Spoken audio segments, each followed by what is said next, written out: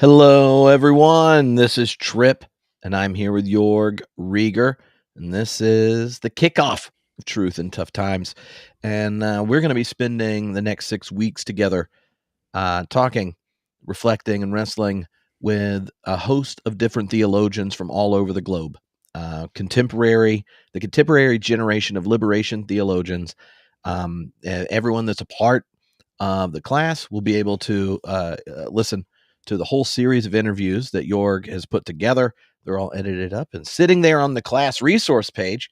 But if you haven't signed up and you're just watching this, head over to truthandtoughtimes.com and you can do that. And we're going to talk a little bit about the class and such and introduce a number of the big questions and thinkers we're going to be discussing and thinking with.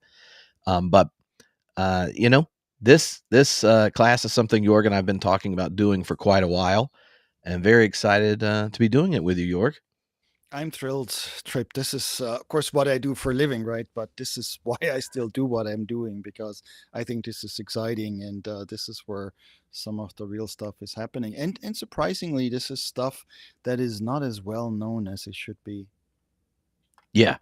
Yeah, and before we jump in, I just want to say a few like basic things. One is during the live streams, any of you that join live, if there are questions that you didn't send in before, you can type them in the chat. Just put the word question in all caps so I know to mark it. So when we get to Q&A time, I'm like, oh, I know which the questions are.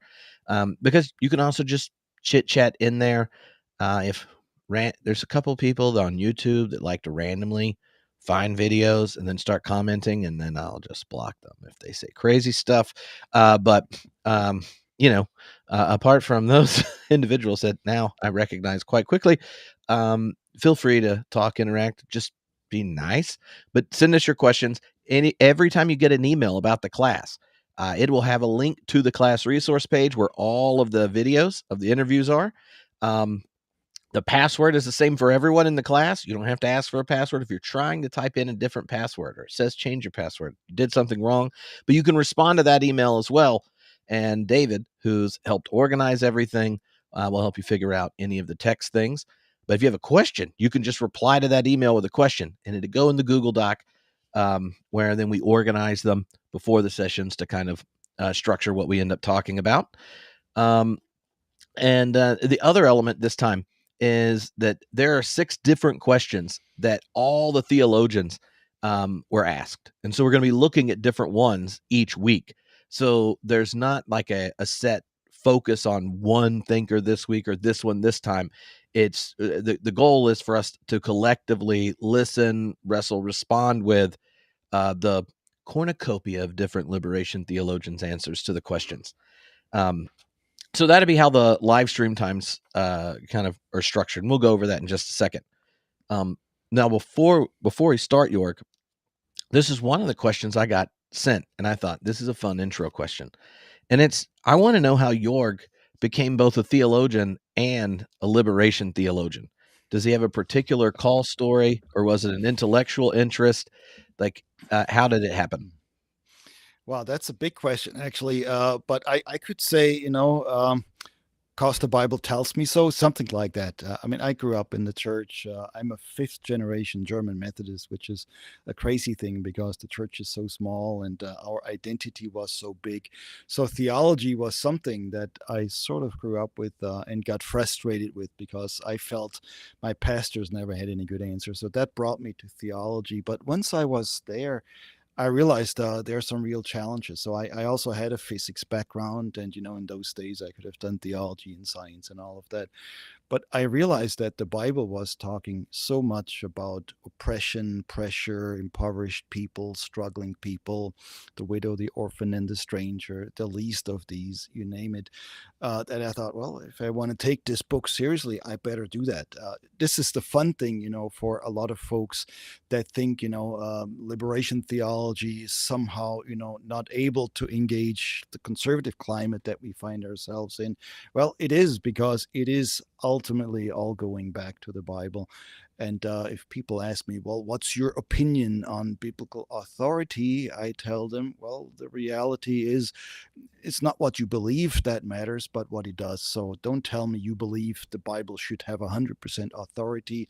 Tell me what the Bible does in your life, how the Bible shapes you, right? You read the Bible, okay, but the Bible also reads you. That's what I want to know.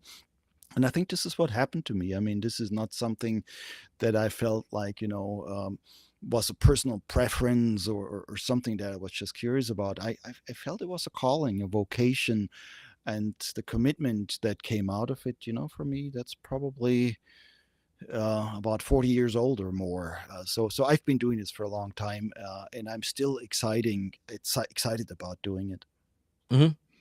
So one of the things that might help just in kind of rounding out the introduction is a little framework for thinking about liberation theology in general. There are two messages that I received. Both of them seem to think that liberation theology was a contextual theology from a certain time and a certain place, and yet so many of the interviews that people are listening to in this class are doing liberation theology, but it feels oriented around a much more contemporary context.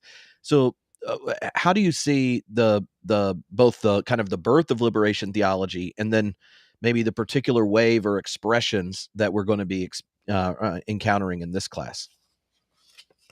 So one thing that people need to know from the get-go, liberation theologies, really in the plural, popped up sort of late 60s, early 70s, but around the globe and independently of each other. There was a Latin American strain. Gustavo Gutierrez is usually the one that's most often recognized for coining the term. And there's I mean, I can tell you all the stories because I knew Gustavo quite well, who just passed away, of course, in blessed memory. But so there was Gustavo Gutierrez. He talked about Teología de la Liberación in Spanish. Then there was James Cone, who wrote his Black Theology of Liberation, published in 1970, not knowing that Gutierrez had used the same term in Latin America. So he came up with this independently of Gustavo. So did Gustavo independently of Cone. One of my teachers at Duke, Frederick Herzog, who may not be well known to many people anymore, was the first North American theologian who actually published an article in the fall of 1970, also titled Theology of Liberation. And that was his approach, not knowing that Cohen had already been used, or at the same time been using this term, and Gustavo Gutierrez had been using this term. So we have at least three different, beginnings in writing that are independent of each other. And there are many others. Rosemary Ruther, a feminist theologian, wrote a Theology of Liberation very quickly thereafter. So this is not a start from one's head. This is what most people misunderstand. They think theology has to be invented by a theologian. So you have process theology. You can name the names. You have Moltmannian theology. There's Moltmann, right? You have Barthian theology, Bultmann, Tillich, whoever. The truth is, liberation theology was something that grew out of the grassroots. Not even the great theologians that coined it eventually invented it, because it came out of the communities struggling for liberation. And what's so striking is a lot of these communities were reading the Bible. So you had in Latin America base communities. They were there because people, basically there weren't enough priests, and so people got together and read the Bible together, and they read so in real life in their struggles, and the readings were amazing because they brought the themes that then were later picked up by the theologians to people's attention. So this is how it grew, for James Cone. It grew out of the Black Power movement, out of the Black Liberation movement. For Fred Herzog, it grew out of the civil rights struggle. He was in North Carolina as a white person at the time, in the midst of that struggle, fighting oppression, fighting empire, and so on. So this is the origin, and therefore, of course, this thing cannot go away as easily. With somebody dying or somebody not reading you anymore, liberation doesn't go away. say. In the 1990s, when I first started to work fairly closely with Gustavo Gutierrez, of course, the big question was, well, is liberation theology dying because the Soviet Union went away, the Berlin Wall came down, whatnot? The response was, well, I remember Gustavo at one point saying, well, liberation theology can be over, but it will not be over until there are no more poor people. Right? In the heavenly kingdom, hopefully, it may not be needed anymore. But as long as there is exploitation, oppression, repression, and all the other bad things, there has to be a response. So think about liberation then not as somebody's idea that somebody else is copying, but think of it as something that keeps bubbling up through the ages. And so one could actually say, even before the 1960s and 70s, there were always these liberative moments for 2,000 years, really, in the Christian church, and many, many years before. I mean, in Judaism, of course, you have this big moment. With Moses and the Exodus, right, where you have it's built on a liberation movement, and as the scholars are telling us, the experiences of liberation actually precede in the genesis of the writings of the Hebrew Bible, than the stories about creation and so on. So it doesn't really start with creation; it always starts with liberation. And I think this is where we are today. I mean, this is why, when people ask me, what kind of a theologian are you?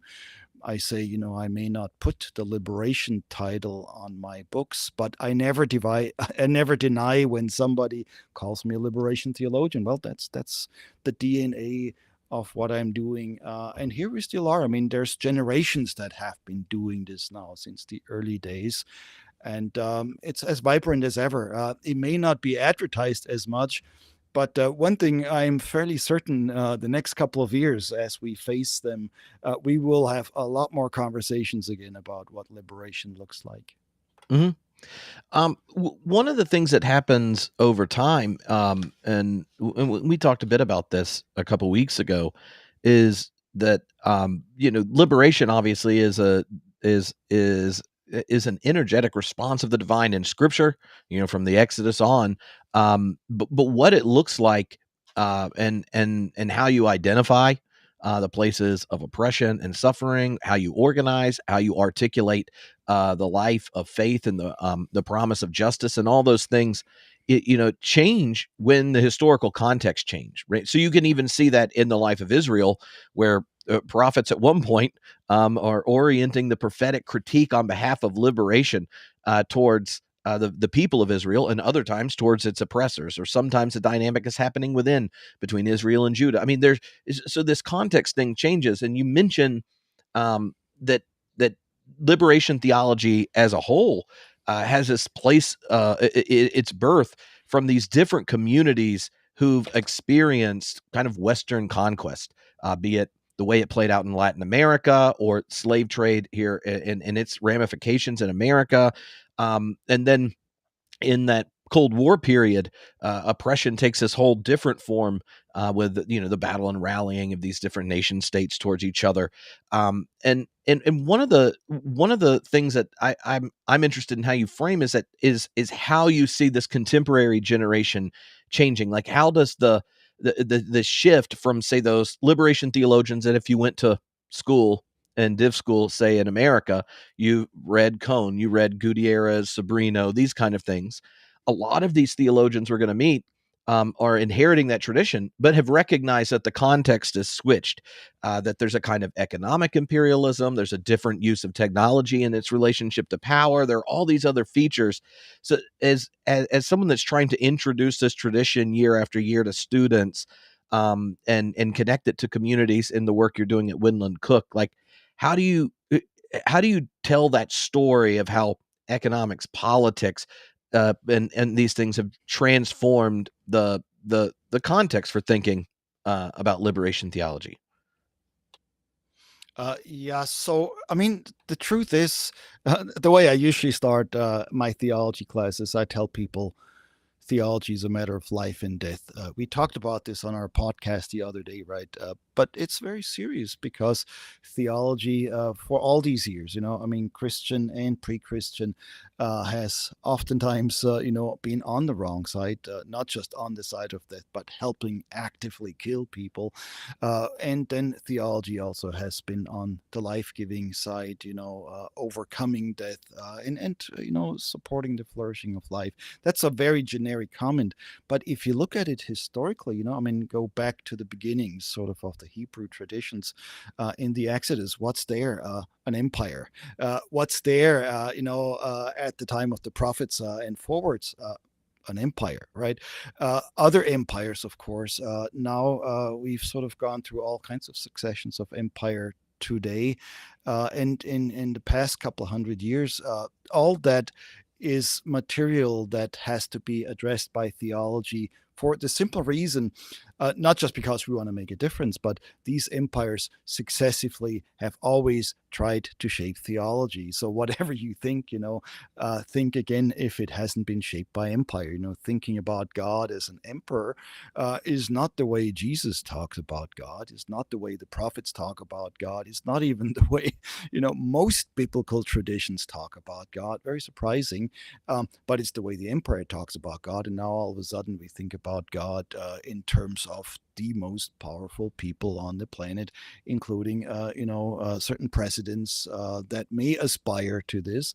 But the news is, God is always bigger. God always comes through. And what we've seen also, that's the positive of the story. None of these empires are still around of the past. And the ones that are around now, they will not be around forever. That's very hard for people to accept in the moment. But if you're worried about the Roman Empire, well, it went away, right? We inherited some of its stuff, but there is no Caesar anymore. Rome has a different function. Constantinople has a big different function. British Empire, well, it's not doing so well these days either. Um, but of course, we live in the days of empire now, and that has to be addressed. All the theologians that I interviewed, and I really recommend people to listen to these interviews very closely, are working self-consciously in current context of empire, and these are still matters of life and death. I saw in the questions that came through here, somebody mentioned Oscar Romero, who was the Archbishop of El Salvador. What happened there, of course, is a conversion experience. You had somebody becoming bishop who then started listening, paying attention to what was going on in the empire, started to speak out, and eventually was killed. A martyr, really, for the cause. And so, what we're doing here is not child's play. It's something that is serious. It's something that has consequences. It is something that always brings with it pushback. And I could tell you many stories, certainly in my own life, how I got pushback, and any of the people we've talked to here. They have all kinds of stories of pushback. By the way, as you're saying, Trip, this is really important also. Every one of the people interviewed here is in some ways tied to their foremothers and forefathers in the liberation tradition. So Jung Mo Sung, for instance, a current generation liberation theologian in Brazil, is very closely linked to all these names from Latin America. Of course, Gutierrez already got mentioned, Romero, Segundo Zobrino, Franz Hinkelamert, Hugo Assmann, Julio de Santa Anna. I mean, you go through these lists. There's so many people. Some of them may not be as well remembered anymore. Some of them were never really translated that much into English. Uh, but we're standing on the shoulders of these clouds of witnesses, which is, of course, also a biblical theme that people might recognize. So Mhm. this is the work of the Holy Spirit in a nutshell. Yeah, and one other thing that might be helpful is just to how would you contrast liberation theology and then the way it gets confused with things that are at least programmatically easy in a neoliberal context, like diversity, equity, inclusion, these kinds of questions, or just assuming, oh well, we got these liberation theologies. It's like liberals, but that liked Bernie Sanders. That is a really important question. I think, especially in the U.S., we sometimes confuse things. So when people, for instance, think about DEI, right, diversity, equity, and inclusion, they very quickly confuse that with liberation theology, which of course is also about diversity, equity, and inclusion, but not necessarily in the sense of including people in the dominant system, right? So there is always a struggle in liberation that some of the more current approaches. I mean, we talk about contextual theology now, by which we mean everybody has to take their own context seriously, and we need to learn from contexts. Liberation theology is also contextual, but it's always context plus power, context and a power struggle. Context, not just in terms of what's relevant to you or me, but how are all these contexts related in the context of empire? That's what we have to talk about.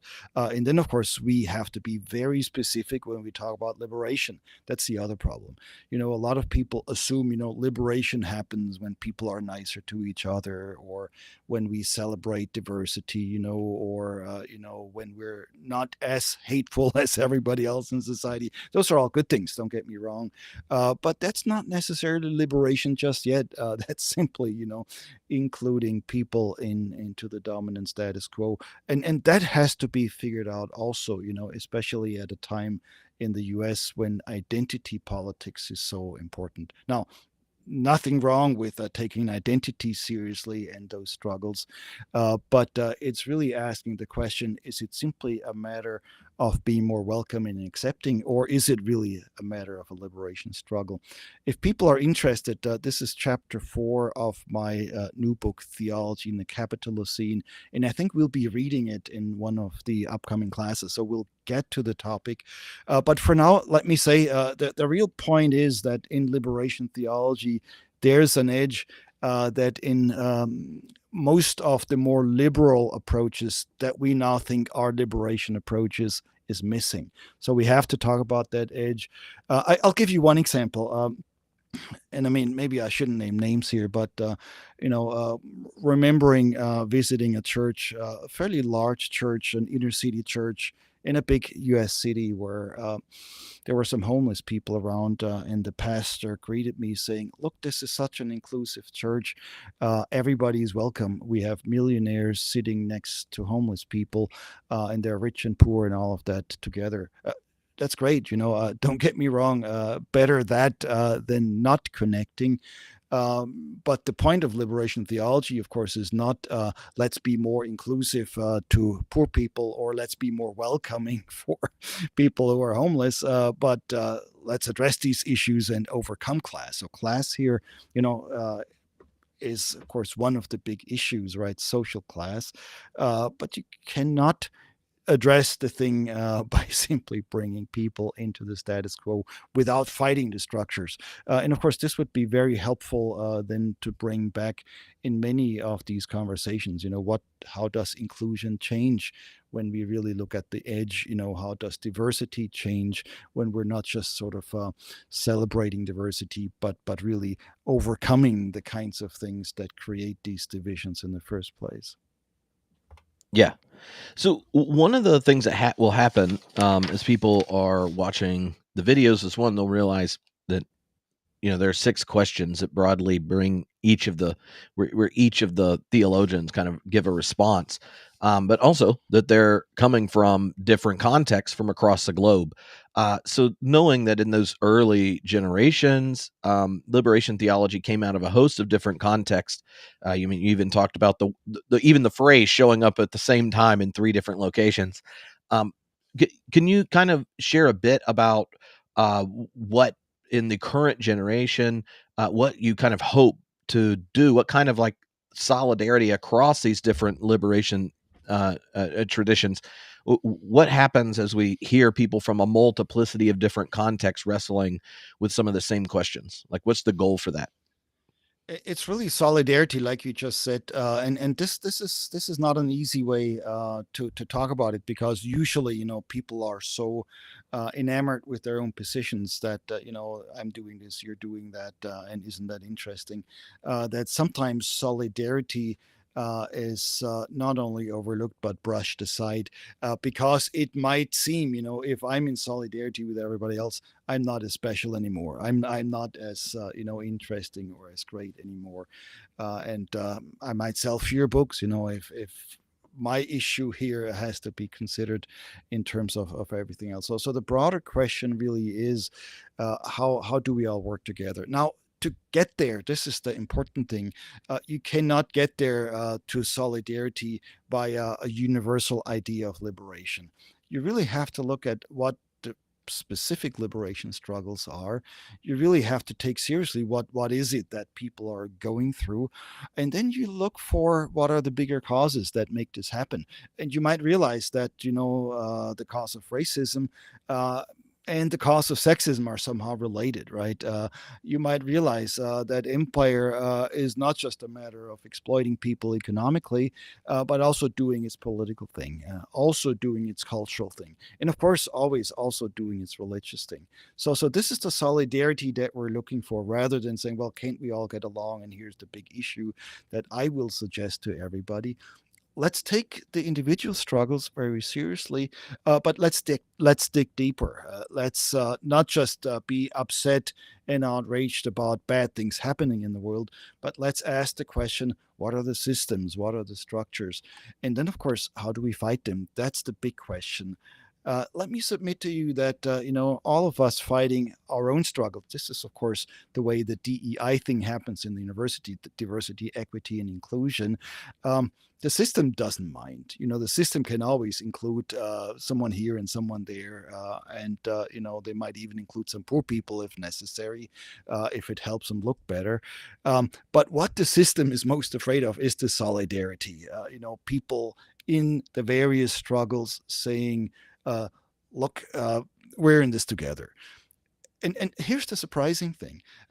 Sometimes people think of liberation theology as a minority issue, right? We want to help a few poor people, or the black population, or the immigrant population, and so on, which, when looked at in terms of their own existences, might be minorities.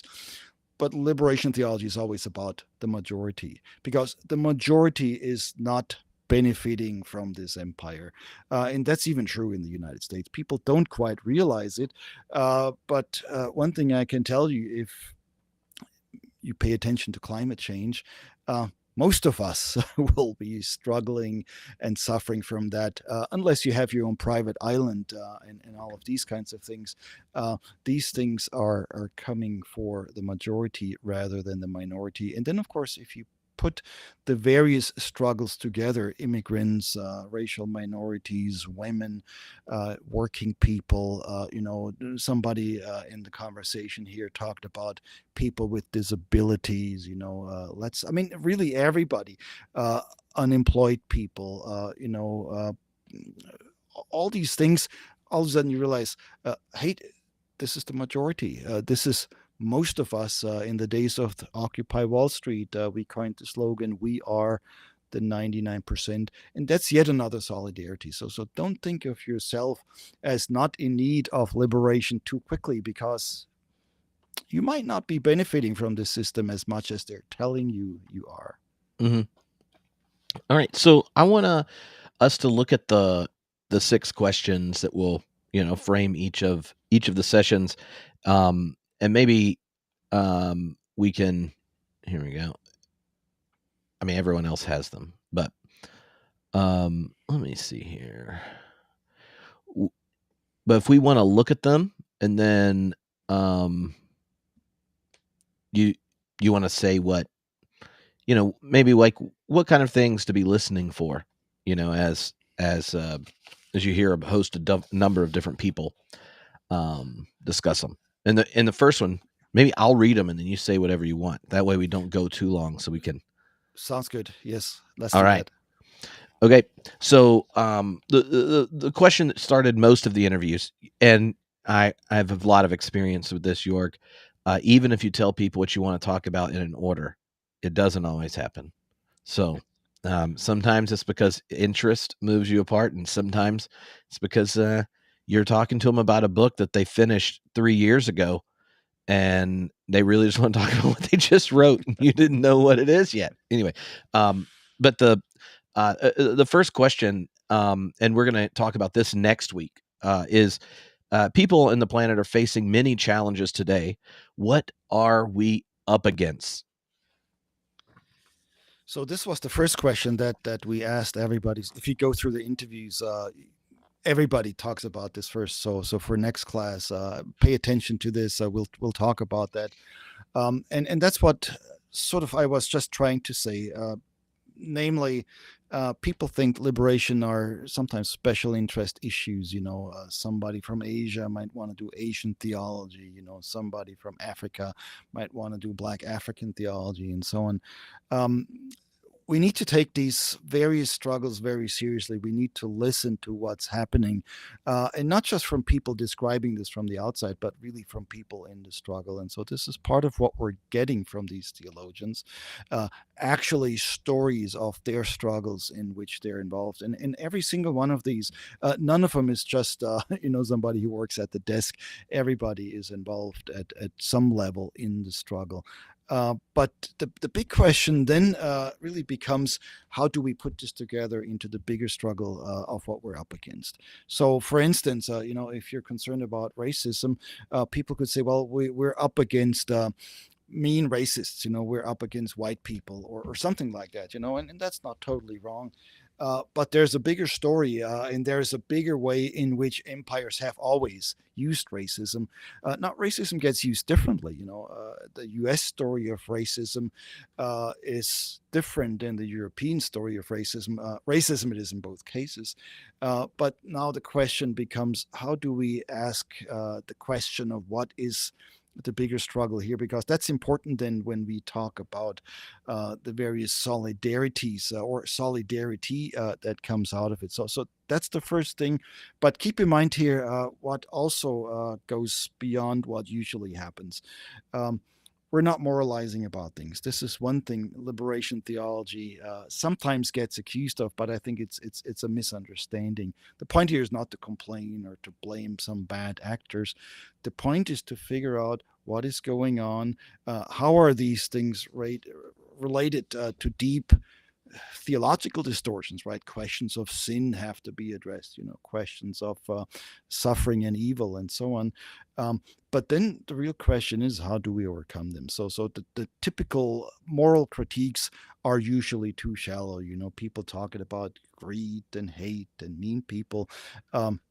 That's all there, to be sure. But there are systems that back this up, and there are systems that produce greed and hate, and they have to be addressed. So that's the search, and this is what we'll be talking about next week. I'll be actually coming to you from Zimbabwe next week. I'll be there at a conference, so it'll be interesting. I'll report back from there too.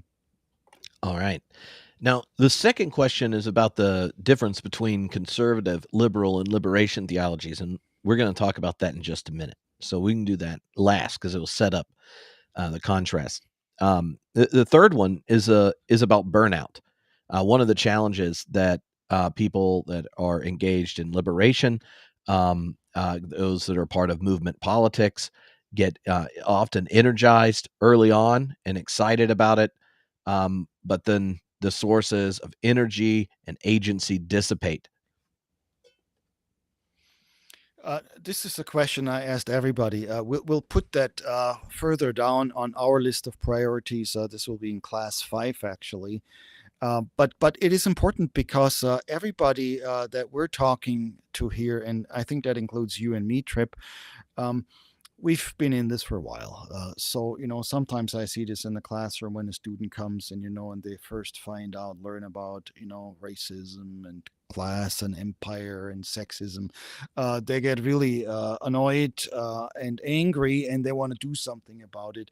When the thing is not fixed within a couple of years, a lot of people burn out. That's a very understandable and normal response. But of course, those of us who've been in this for decades, and some of us on this list really have been in it for multiple decades, the real question is, why keep going? Why do what you're doing?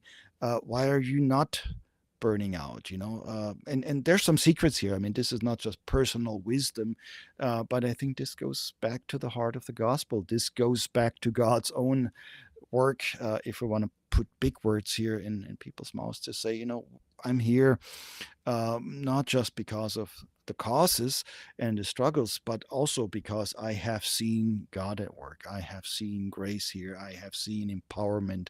I have seen development. I have seen growth. I have seen the flourishing of life, those kinds of things. And that's really, really important. So I warn anybody, if you get into this work, I mean, some of you, many of you probably have been in this for a long time yourself. Um, but even those who've been in it for a long time, ask yourself what keeps us going.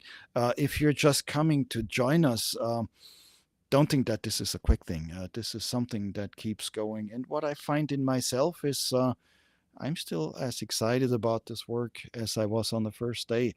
And there's a reason for that. This is not just, oh, well, this is just Yorg. I think there are ways of relating to the subject matter and to each other that really keep us going. So Hmm. everybody talks about it, and hearing Mitri Raheb, for instance, from Palestine, who's about my age, talk about this from a Palestinian perspective in Bethlehem. I mean, if that doesn't move you, I don't know what else will. Mm. All right. So the fourth question is getting the different theologians to reflect on the constructive contributions of liberation theology to a lot of the kind of classical theological loci. So this is really maybe the heart of the course, really rethinking theology in itself, rethinking images of God, rethinking who is Jesus, the Holy Spirit. What does it mean to be the church? What does it mean to talk about sin and evil and salvation? Some people think liberation theologies are just social ethics where you do stuff, you try to help people or you try to change the world. But at its heart, at their hearts, liberation theologies, I used to plural here, are always theologies first and then everything else second, because they want to know who is God. It's not just an abstract question, is there a God? Well, that you can answer in all kinds of ways. The real question is, who is God? What does God look like? What does God do? Where can I find God? These are very specific questions. These are theological questions. Who is Jesus Christ? And so, we all sort of in progressive camps have sort of ideas. Jesus was a good liberal, an organizer, somebody who loved everybody, and so on and so forth. Well, yeah, bring that along. But the actual answers will surprise you because, in liberation circles, we also want to talk about the risen Christ. Fred Herzog used to ask many times in his classes. By the way, this is the 30th year of his anniversary of his death. Herzog died in 1995 in a faculty meeting speaking for Black theology. Herzog's question was always, "What is Jesus doing now?" It sounds like a little Sunday school question, but if you think about it, that's the Jesus question. It's not just, oh, what's the historical Jesus, and isn't this cool? But if you want to deal with this stuff, there's a chance that Jesus, in some ways, however you want to imagine that, that I'm not saying there's only one way to think about this, but in some ways, this presence is still with us. And if you think about that too narrowly restricted to sacred spaces, churches or libraries or whatever, you're going to miss the boat. So this is what's coming from liberation theologies, and so everybody in the interviews has a little bit of an answer, even though that's a much longer conversation. And I Hmm. consider it sort of my own life's work. Yeah. All right. So the fifth question it is really around the scope of liberation theology being a concern for the majority of people, not just a minority interest. This is something I was addressing there just a minute ago, but this is something that's really important to hear from everybody. So everybody in our interviews had something to say about this, because I think this is one of the most pernicious misunderstandings, to think about liberation as either the concern of a few or a special interest, that happens to be yours if you're either part of a certain group, or if you happen to have an an interest for a certain group. I mean, when Latinx, Latine theology, back then it was called Hispanic theology, really emerged. I was around at the time. Everybody thought, well, this is for Hispanic, Latinx, Latine people and their friends. And so when my colleagues then taught courses on it, people thought, well, if you're Latinx, you go to that course, and if you have an interest in Spanish, maybe you have had some Spanish in college, you go too. Nobody else should care. The reality is, these are the struggles that connect us, and these are life and death issues that ultimately affect us all. And I've learned in some ways more from Latinx theologians than from a lot of my German peers, where I initially was educated. So that's the thing. How do we actually think of liberation theology as a matter of solidarity, and really as the majority theology that in the end, even the ruling class might be interested in, um, not just academically, but perhaps this is the way that leads to life, even if you're one percenter. And of course, as we see in the Gospels, there is always the possibility of conversion. Hmm. In the last class is about the future of liberation theology, which um, is it, I mean it's just exciting to hear how many different answers and horizons people bring up. The all right, now, Yorg, I'm going to see exactly how quickly you can introduce everyone that is a part of this, because then we're going to kind of draw some contrast between conservative, liberal, and liberation theologies for the last section of the class. But for people that haven't got to meet the different scholars that they're going to watch or listen to the interviews, I'd love for you to introduce them. So there are little introductions on the website if you haven't seen them yet, on our on the website for the course. You have these little blurbs, and of course I always also recommend googling people for their publications and the books. I mean, these are all well published people. Some of their books you might not be as easily to get a hold of in the United States, but they're out there, and we can talk about specifics as we go through. So here's the list. First one on the list, this is alphabetical, is Victor Aguilan, who is a professor of Christian ethics at Silliman University in the Philippines.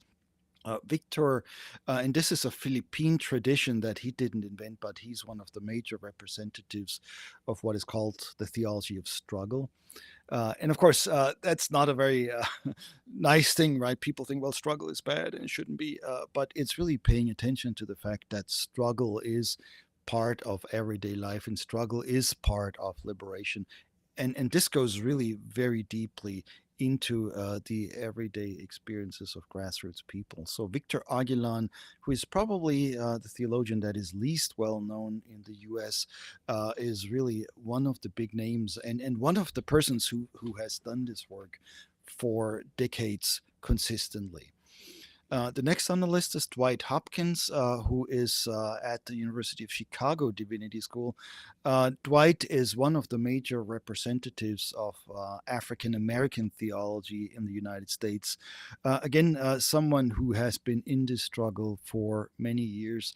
But also works internationally. I mean, Dwight has various international connections, including China, which is another interesting conversation here. Um, and White, of course, is very closely linked, and all of us are always in conversation with our tradition. So for Dwight being a major conversation partner here in Black African American theology in the United States, that's important. Brigitte Kahl, if you want to pronounce her name in German, Brigitte Kahl is a professor of New Testament at Union Theological Seminary. She's originally from East Germany, which really adds an interesting wrinkle to her worlds because, as you know, East Germany was socialist, and not all of us think that socialism is necessarily a bad idea, even though most of us don't want to go back to the old days of the Soviet Union and East Germany. Uh, Brigitte has done a lot of work, sort of liberating contexts between Europe and the United States. So this is part of her expertise, with a really important analysis of power that is not that common. I mean, some of her work on Paul is also pretty amazing because she basically totally helped us rethink the Apostle Paul as a liberationist, not as a conservative. Simangalisa Kumalo is the Dean of the School of Religion, Philosophy and Classics at the UKZN, that's University of KwaZulu Natal in South Africa. I met Simanga when he was still a young theologian finishing his PhD about 15 years ago. He's been involved in the Black liberation struggle in South Africa. Even from the perspective of pastoring churches, he works, of course, on those issues, but also questions of ecology and so on, and is really a voice from South Africa that I'm excited about introducing here. Monica Melanchthon teaches Hebrew Bible in Australia, originally from India, and Monica has done a lot of work on Dalit theology, which is the Indian untouchable class, and not just about them, but with them. And now in Australia, she continues this work from a feminist perspective that also takes questions of race and class very seriously. She's one of the younger people on this list, but she too has been doing this for many years. Sarojini Nadar, the next one here on the list, is also a South African, at the University of the Western Cape in Cape Town. And Sarojini has done work on gender, of course, as a colored woman in what was called colored in South Africa. And what is interesting about her work is how she brings the various things together. So Sarojini also brings a class analysis, a race analysis, and so on. I will be seeing her in Zimbabwe next week, so looking forward to that. Kwok Puilan is now retired from Candler School of Theology, taught at Episcopal Divinity School in Cambridge, Massachusetts as well. One of the big names in the United States, originally from Hong Kong. Done a lot of work on post-colonial theology. She and I co-authored a book titled Occupy Religion that went back, of course, the year after the Occupy Wall Street movement. And so we've collaborated on many things. She first learned about liberation theology in Hong Kong in the 1970s as a student, and then sort of engaged from her own perspective. Mitri Raheb is the founder and president of Dar al Kalima University in Bethlehem, Palestine. He's the Palestinian theologian I just mentioned, who has various connections around the world, obviously, Europe, United States, and many other places.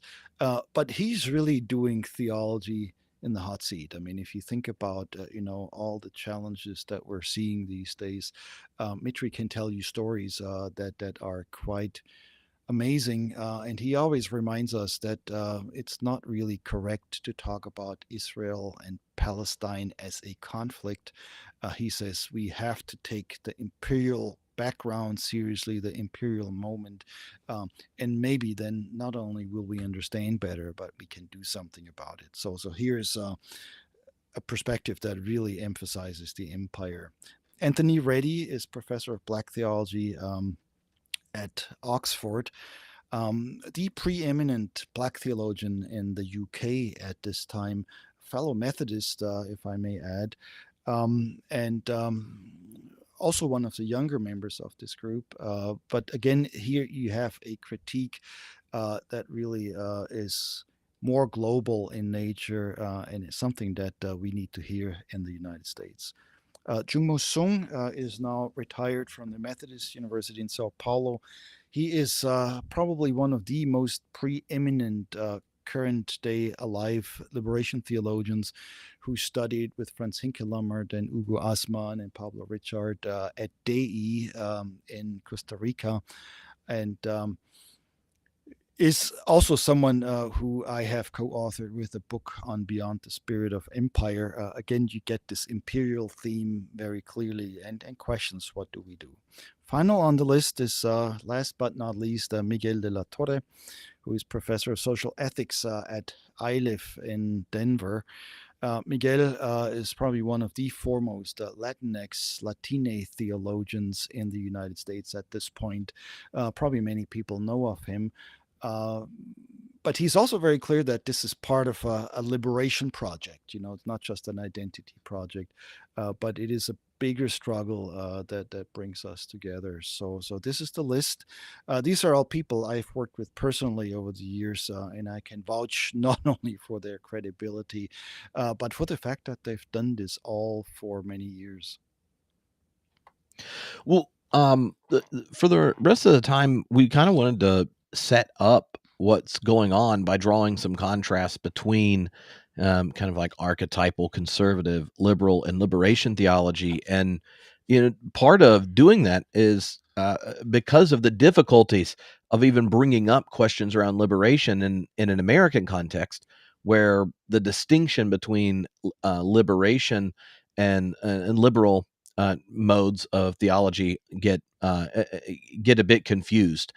And so Yorg made a little chart per se. So I figure I'll just let you say whatever you want, and then I'll just start asking you questions. Um, because you know, um, otherwise I'll detour, and then you'll never get to what you really wanted to talk about.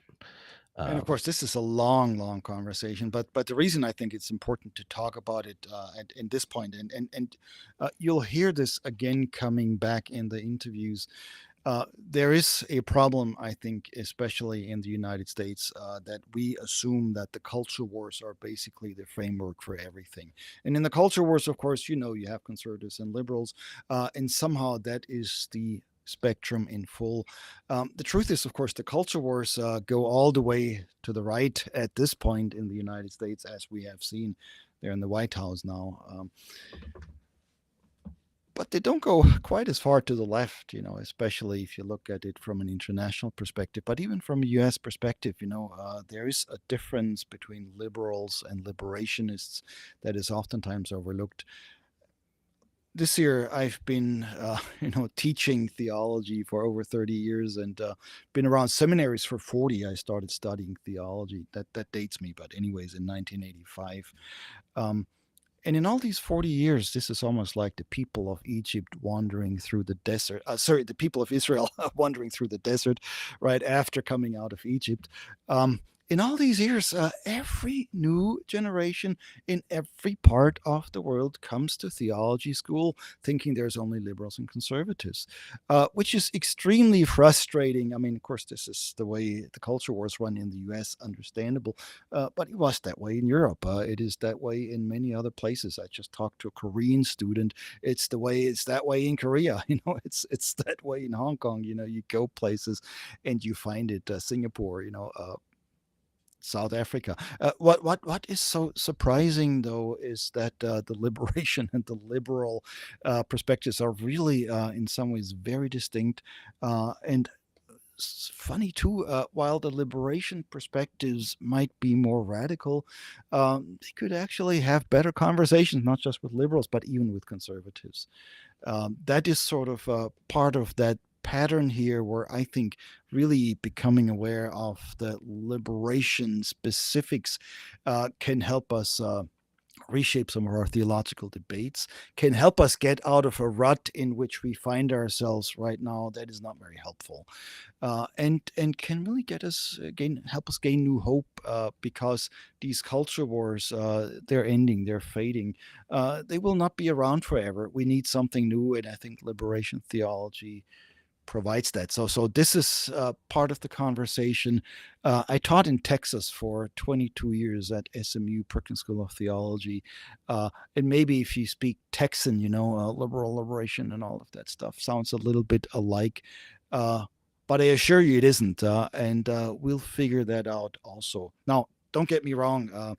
If the choice is between liberal and conservative, my choice is clear, right? I'm not a conservative. I'm certainly not, I mean, as worried as many of you are about the real empire connections and beholdenness of conservative theology, especially at this historical moment. But at the same time, you know, while then the liberal approach in some ways has an important history, important contributions. Don't want to make that small. Um, it might not quite get us to where we need to be going. Yeah. All right. So I'm gonna put this chart up here that Yorg made, but we're also going to stick it in the group itself. Um, so people will be able to check it out there.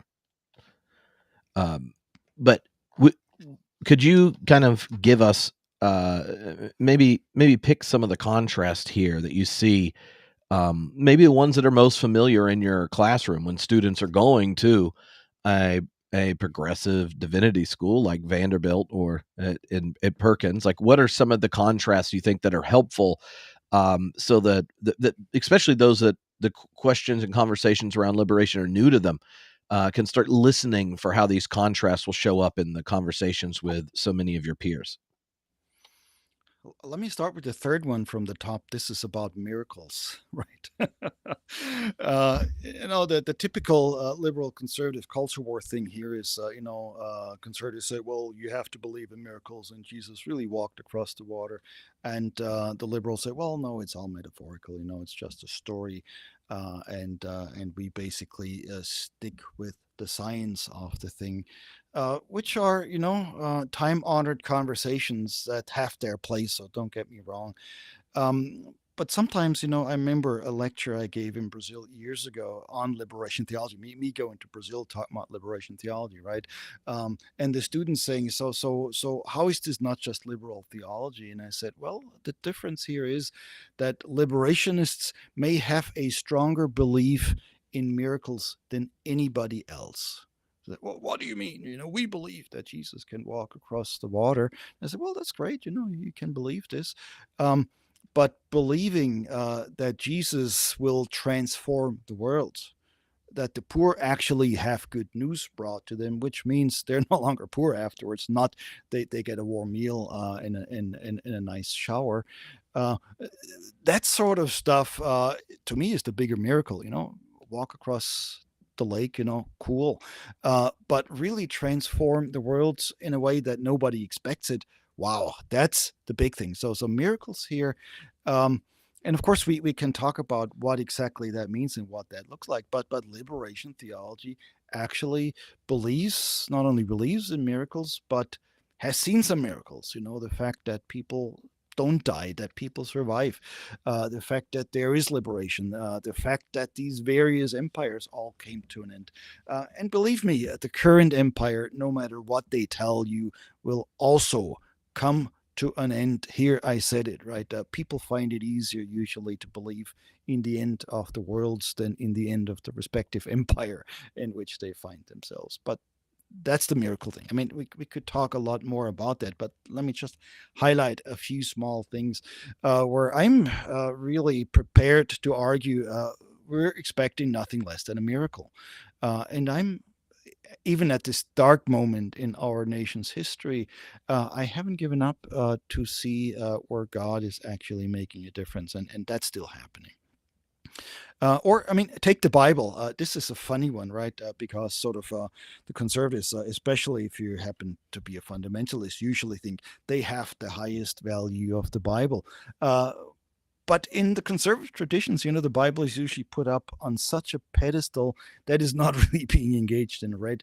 Which to me is the only explanation at this point how you can be a conservative and kick out the immigrants, of this country, or how you can be a conservative and blame the poor for their own poverty because you're not reading the Bible, right?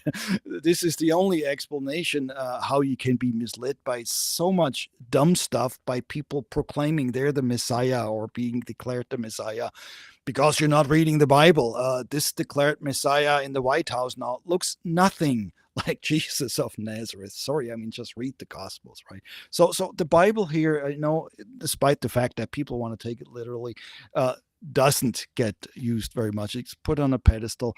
Rosemary Ruther once said, if you want to hit somebody over the head with the Bible, you have to keep it closed. And that's what's happening there. In the liberal traditions, of course, the Bible is read, it's literature, it's interesting, you can study it. You can also, of course, find some of its problems. I mean, the Bible is a very complex book that raises many eyebrows and will have to be read carefully. It's not nightstand reading, it's not children's literature. Um, so the liberals have helped us with this. But by and large, liberal sort of historical critique is basically, Bultmann reading the Bible and saying, I cannot believe this because I use electric light or stuff like that. Well, okay, sure. From the liberation perspective, the thing gets reversed. It's not just what you read and what you find credible, but it is what reads you. How are you transformed by this? And sometimes, tongue in cheek, I say we don't need we need the historical critical method. Don't get me wrong. I use it. I studied it. I can use it in the ancient languages, Greek and Hebrew. So, all right.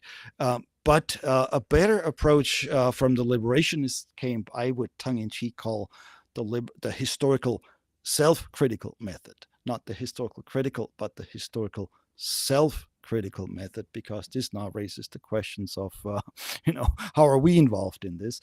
How are we actually part of the problem? How is the empire shaping us all the way to the core in order to find some real life-giving stuff? And that's what the liberation movements have done. These peasants of Solentiname, in the Latin American context, weren't just reading the Bible; they were actually inspired by it, energized by it. This is where something happens. So those are two examples. We could go through others, and you may have a few questions, Trip. But I just thought I put some of this out there up front.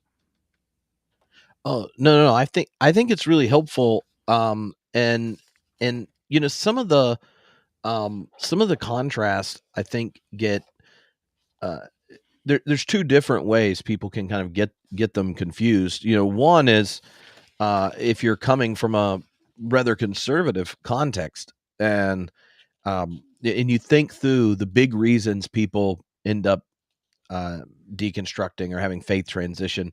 Tom Ord and I did a survey of a couple thousand people, and like half of them are perennial questions, right? Like that you would talk about in science and religion. Like, take the miracle question's a divine action question, and the integrity of nature and these kind of things. And now it just seems dumb to believe this because we know this, right? And there's a stack of them. Some of them are like pluralism or the problem of evil. There are those type of questions. And then the other half of them in the survey of people that have initiated faith transition in the last 10 years are much more like ethical questions around like experiencing religious trauma in a religious context, or the impact of purity culture, or blindness around justice issues, or ignorance around the ecological and economic crises we're facing, and these kinds of things. Um, and it's fascinating to me that when you come out of a more conservative context, the just permission to think about any of them, right, connects initially to that the freedom of the individual that's at the heart of liberalism.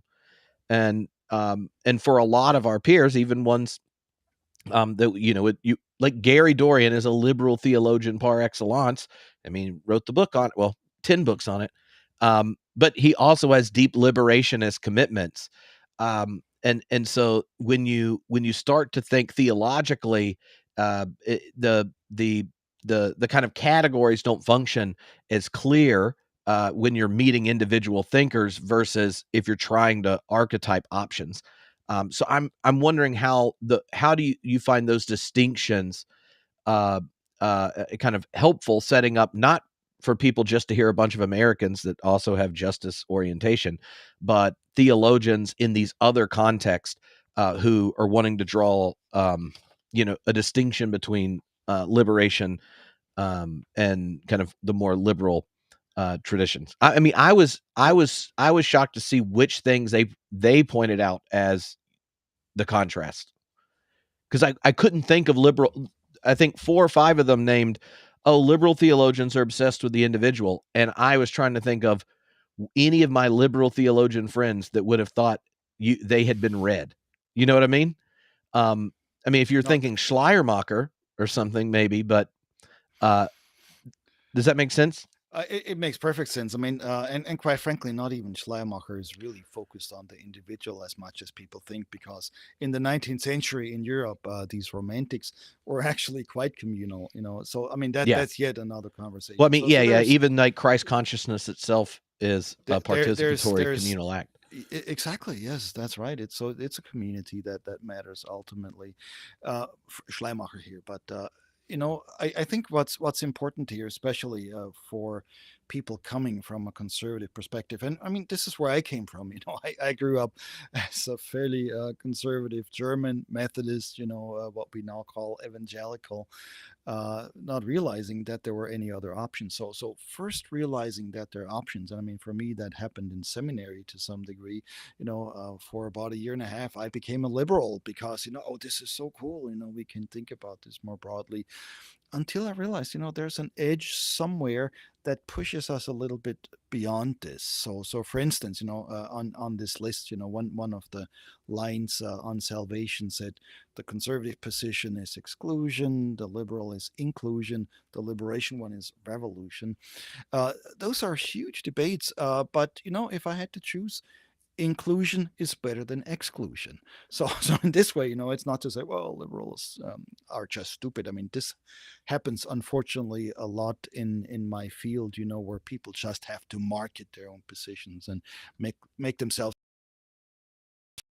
really important and smart. But it's an ongoing conversation where, if you look at that list, the liberation position has an edge that's pushing some of this other stuff.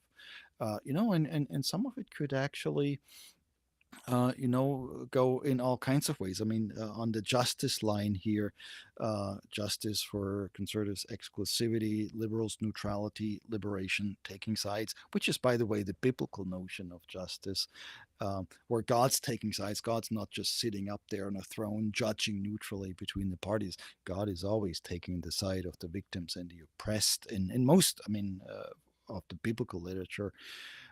So neutrality here is not a very biblical concept.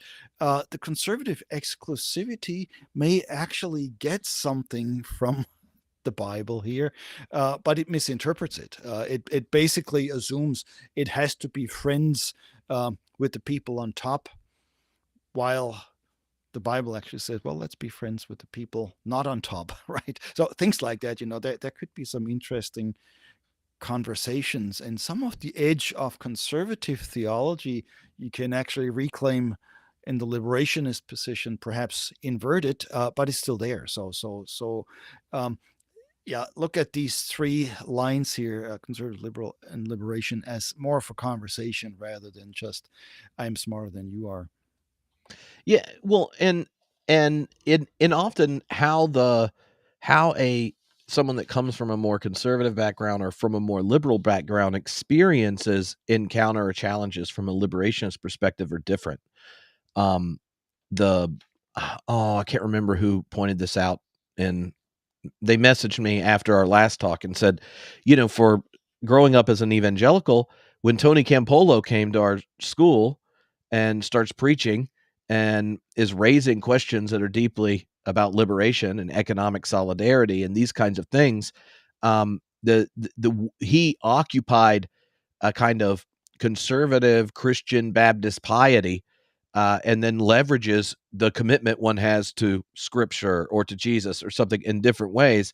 And for he in I can't even remember the person's name now, but they were like, I didn't have it. I already had said yes to Jesus, so I didn't have an option of telling Jesus like, well, I'm not sure about that part.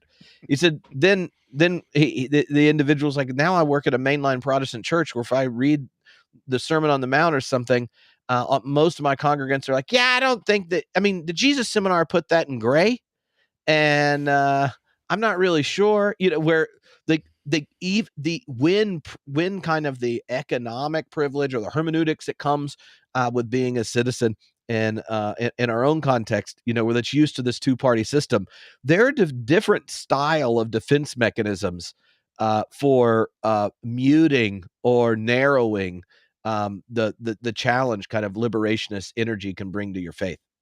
Yeah, exactly. And I mean, here's a funny thing, from 30 years of theological education, or 40 actually.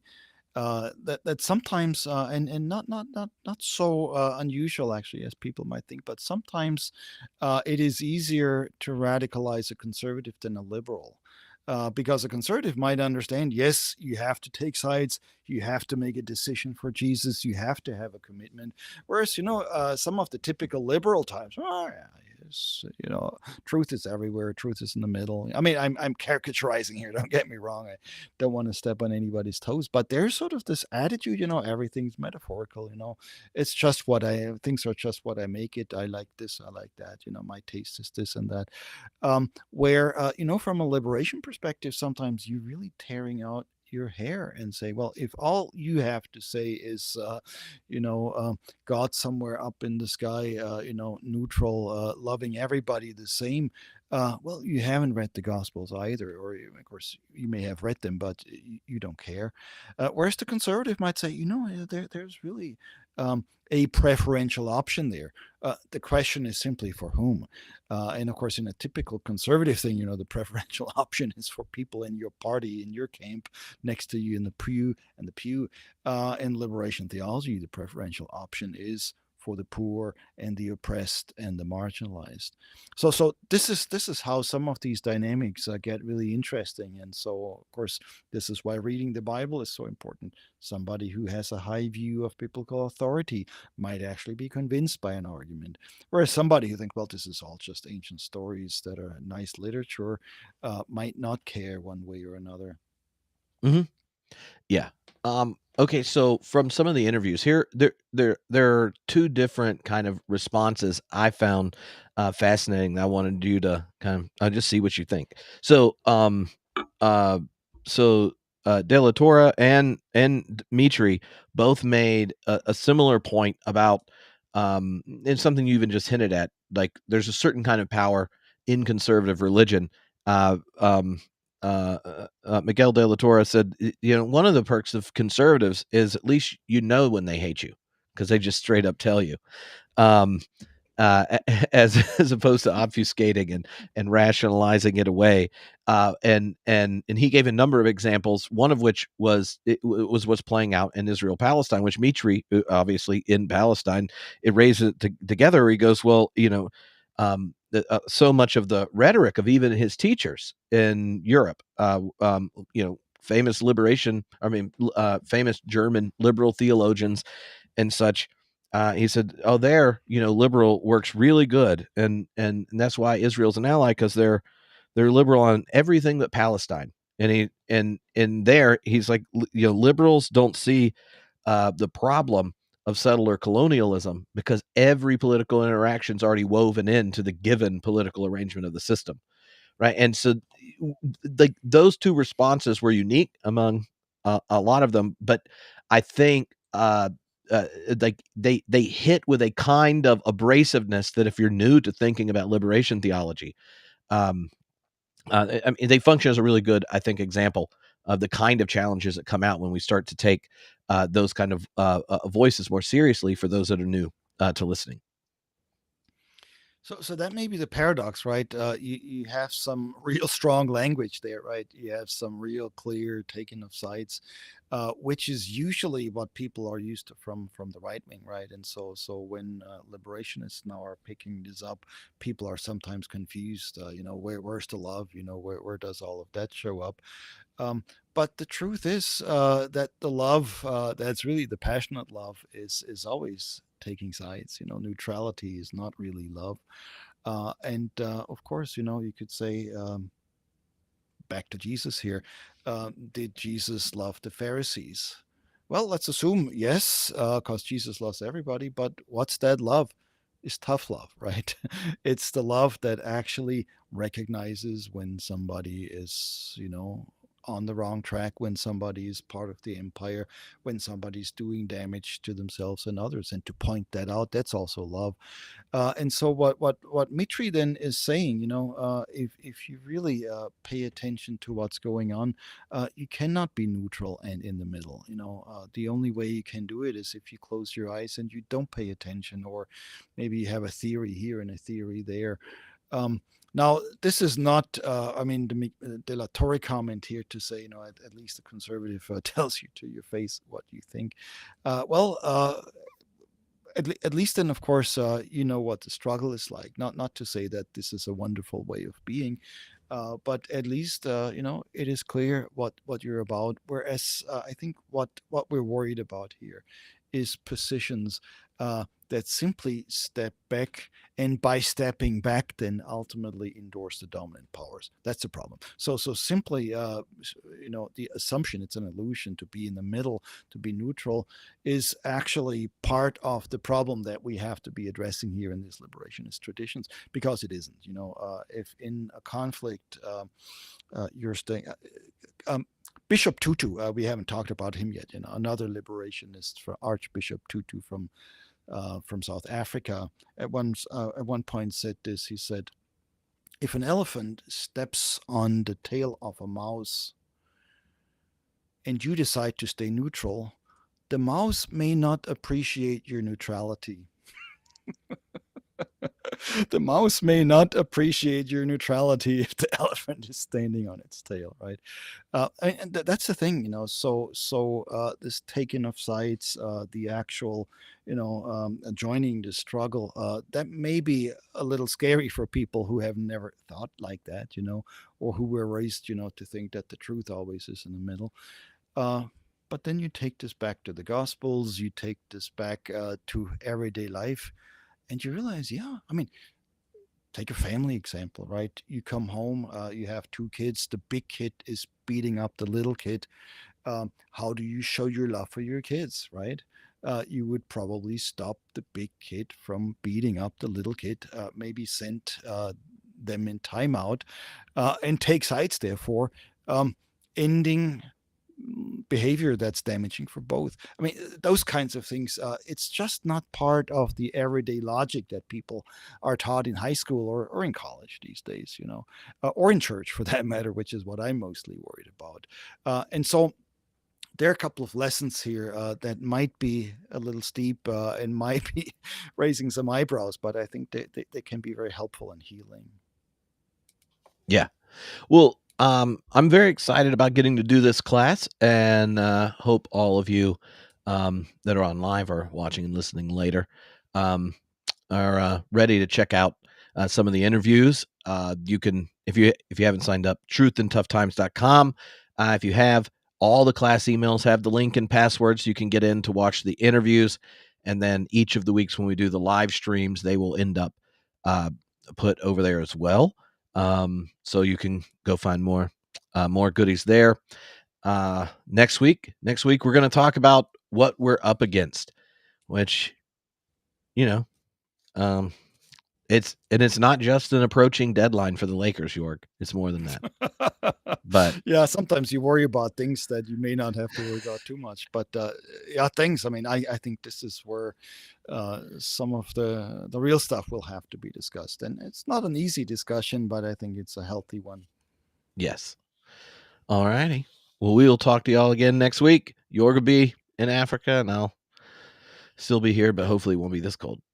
It'll be 4 o'clock in the morning in Zimbabwe at that time, but I'm looking forward to it. So All see you right. all soon, and stay in touch.